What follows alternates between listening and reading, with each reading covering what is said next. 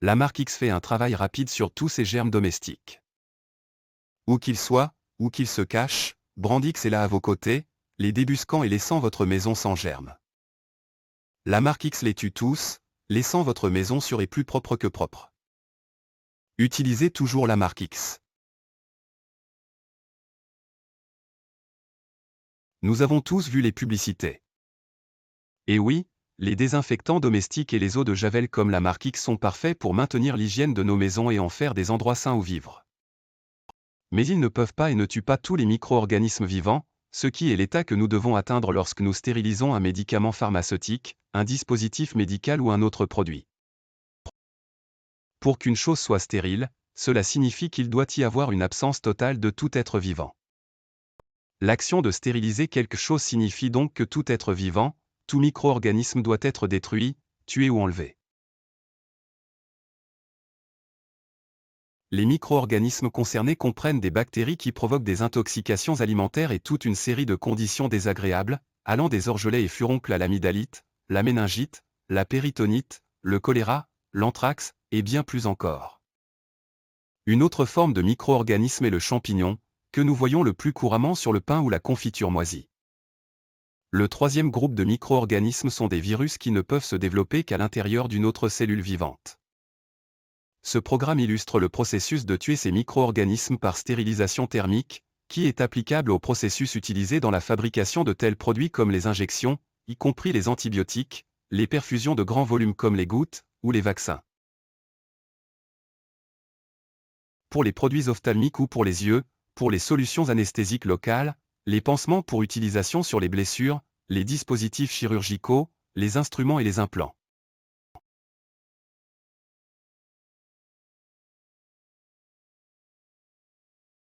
Il y a 5 conditions nécessaires pour réaliser une stérilisation efficace. La bonne méthode, les bonnes procédures de validation, les bonnes procédures opérationnelles, la bonne documentation et surtout les bonnes personnes. Il existe plusieurs méthodes de stérilisation. Cependant, l'utilisation de la chaleur, qu'elle soit humide ou sèche, est de loin la plus courante. Avec la stérilisation à la chaleur humide, le milieu de chauffage et la vapeur fournie sous pression, un peu comme une cocotte-minute domestique. Ce type d'équipement est généralement appelé un autoclave.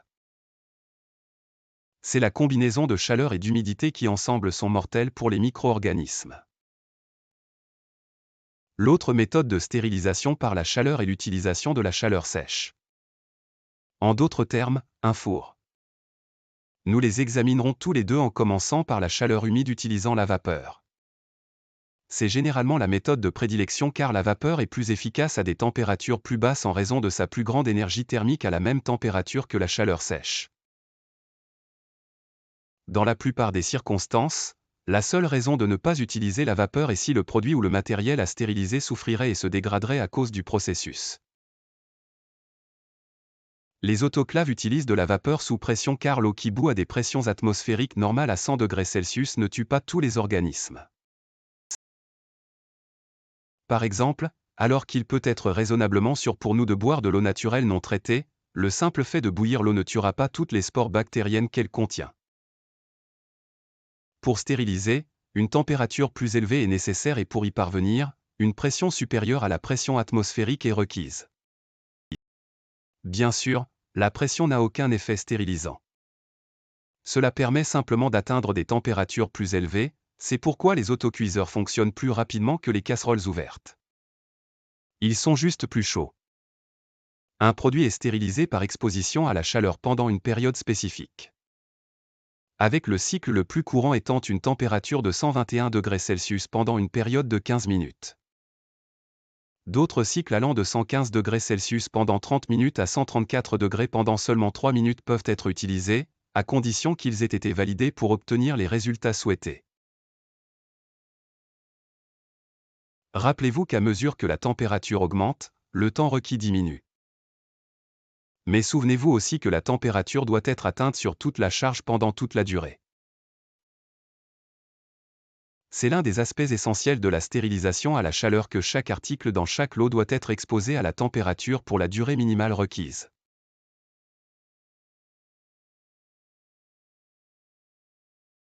Le principe d'un four stérilisant utilisant la chaleur sèche est très similaire à celui d'un four domestique. Alors que l'autoclave utilise de la vapeur pour fournir la chaleur stérilisante, dans un four, c'est l'air lui-même qui est chauffé, généralement par l'électricité. Cela rend le four beaucoup plus simple que l'autoclave car il n'a pas à gérer de grandes quantités de vapeur à haute pression. La taille et la forme du four domestique sont dictées par son environnement et les usages auxquels il est destiné. Cependant, dans un environnement industriel, ces contraintes ne s'appliquent pas et il est probable qu'un four puisse effectivement se présenter sous la forme d'un tunnel. Les tunnels de stérilisation sont souvent utilisés comme moyen de faire passer des composants dans des salles blanches. De cette manière, les outils ou pièces non stériles peuvent être stérilisés dès leur entrée dans la salle blanche stérile, évitant ainsi le risque de contact non stérile ultérieur. Comme pour la vapeur, différents cycles de température et de temps peuvent être sélectionnés, bien que ceux-ci soient beaucoup plus chauds, commençant environ 40 degrés Celsius plus haut et pour des cycles de temps beaucoup plus longs. Avec ces températures, des mesures de sécurité efficaces sont nécessaires, y compris une bonne isolation et des verrous de porte pour empêcher l'accès à l'intérieur tant qu'il fait encore chaud. Comme avec l'autoclave à vapeur, il est important que la température à l'intérieur d'un stérilisateur à air chaud soit uniforme partout. Cela est généralement réalisé par l'utilisation de ventilateurs pour faire circuler l'air afin d'assurer une répartition uniforme de la chaleur. Quel que soit le système de chauffage utilisé, humide ou sec. Il doit y avoir les moyens de contrôler et de surveiller à la fois la température et le temps. L'équipement de stérilisation est souvent associé à un processus de production sensible aux contaminants et peut être situé dans un environnement propre. Là où cela se produit et si possible, l'équipement de surveillance et les contrôles, la majorité de la tuyauterie et tout l'équipement auxiliaire devraient être placés à l'extérieur de la zone propre pour faciliter la maintenance et l'entretien. Cependant, quel que soit l'endroit où l'autoclave est installé, il va sans dire qu'il doit être facile à nettoyer. Les autoclaves et fours de stérilisation, de par leur nature même, subissent des extrêmes de température et leur efficacité en termes de précision et d'exactitude ne peut être laissée au hasard, ce qui indique la nécessité des bonnes procédures de validation.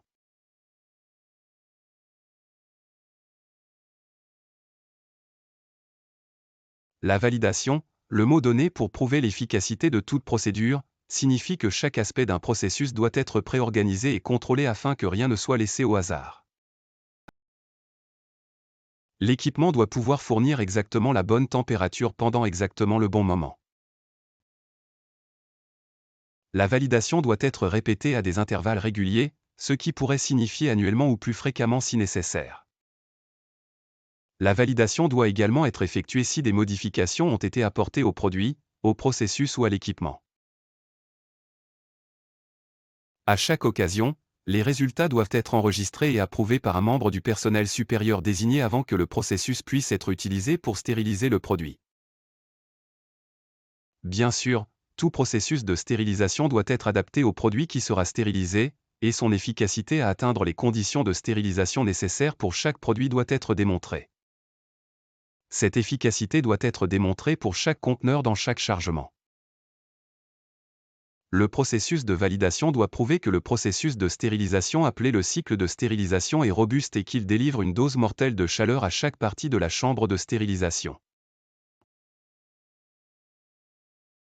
Certaines, si ce n'est la plupart des chambres de stérilisation contiennent ce qu'on appelle des points froids. Le terme zone froide est un abus de langage car ce n'est pas vraiment froid. Il peut décrire une position dans la chambre de stérilisation qui n'atteint pas la température minimale requise, de sorte que le cycle ne peut pas être validé. Alternativement, lorsque le stérilisateur a été validé, c'est l'endroit ou les endroits qui prennent le plus de temps pour atteindre la température de stérilisation.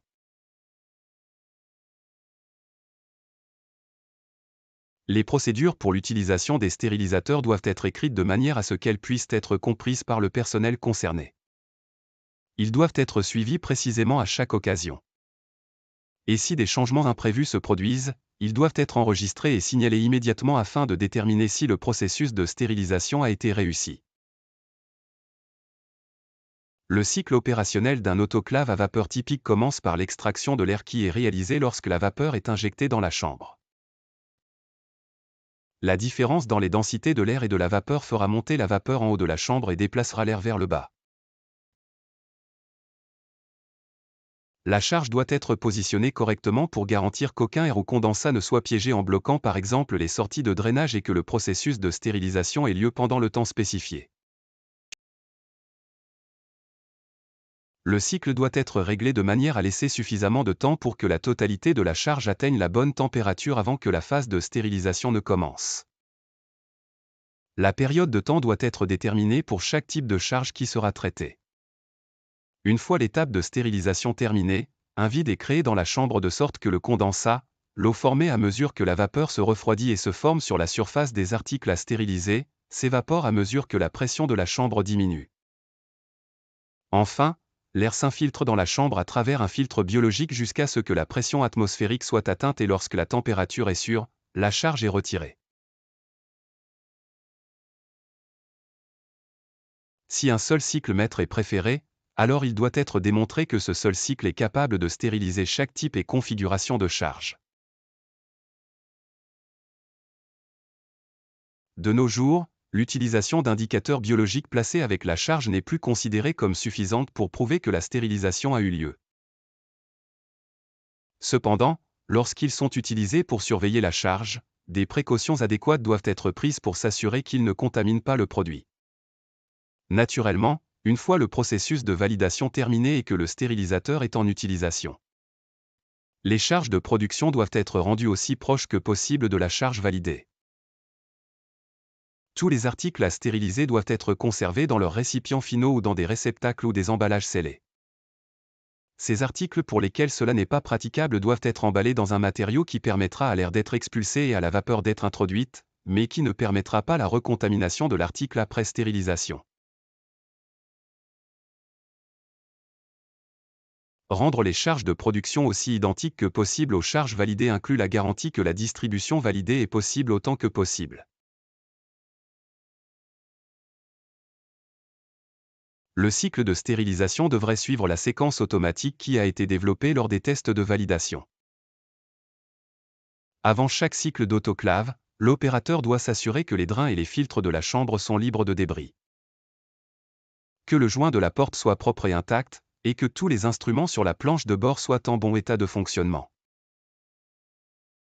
Au fur et à mesure que le cycle progresse, l'opérateur doit surveiller les indicateurs de température et de pression pour détecter les défauts en développement et les variations par rapport au processus validé. C'est particulièrement important pendant la période de régime permanent. La stérilisation du matériel est dangereuse. La combinaison de températures élevées et de pressions élevées donne lieu à un certain nombre de risques potentiels que l'opérateur doit garder à l'esprit. Par exemple, il est essentiel de s'assurer qu'un autoclave est non seulement revenu à une température modérée, mais aussi à la pression atmosphérique normale avant d'essayer d'ouvrir la porte. De même, lorsqu'un cycle impliquant des fluides dans des récipients rigides scellés est terminé, il est essentiel que l'opérateur vérifie la reprise des conditions normales non seulement dans la chambre mais aussi dans les récipients. La température des conteneurs doit être inférieure à 80 degrés Celsius avant toute tentative d'ouverture de la porte de l'autoclave. Dans tous les cas, le récipient de stérilisation devrait être équipé d'un verrouillage qui empêche l'ouverture accidentelle de la porte soit pendant qu'il y a encore de la vapeur vive dans la chambre, soit lorsqu'elle est encore dangereusement chaude ou sous pression.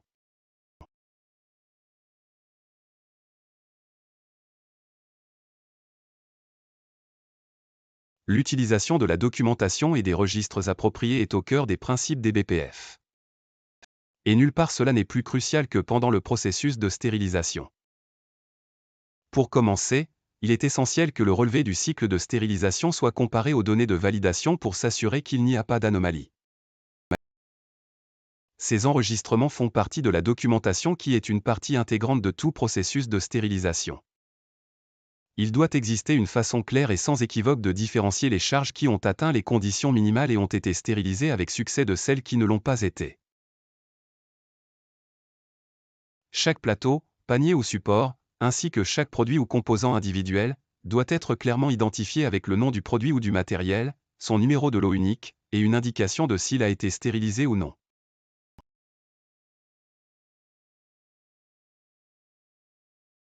Naturellement, là où pour une raison quelconque un cycle n'a pas été achevé avec succès ou là où il y a eu une déviation par rapport aux procédures d'opération standard pendant le cycle.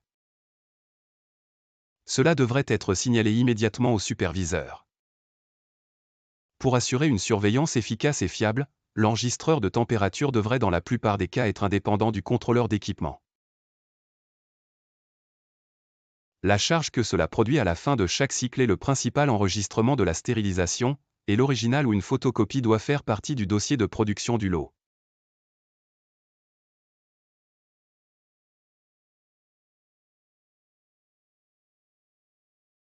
Les produits stéminales sont les éléments les plus sensibles de l'arsenal pharmaceutique contre la maladie. Et lors de leur fabrication, les personnes présentent l'un des plus grands dangers. Pour diverses raisons, certaines personnes ne sont tout simplement pas adaptées à travailler dans ce type d'environnement. Normalement, le processus de sélection identifie correctement ceux qui peuvent travailler dans ces conditions précises et exigeantes. Mais ce n'est pas la fin. Les bonnes personnes peuvent être adaptées au travail, mais elles ne sont les bonnes personnes qu'après avoir été formées pour faire le travail de manière compétente, constante et complète. Révisons la stérilisation par la chaleur. La stérilité est une condition absolue. Il ne peut pas y avoir de demi-mesure. Les 5 conditions nécessaires pour atteindre la stérilisation sont la bonne méthode, les bonnes procédures de validation, les bonnes procédures opérationnelles, la bonne documentation et les bonnes personnes. La chaleur peut être soit humide comme la vapeur, soit sèche. Avec la stérilisation à la chaleur humide, c'est la combinaison de chaleur et d'humidité qui est mortelle.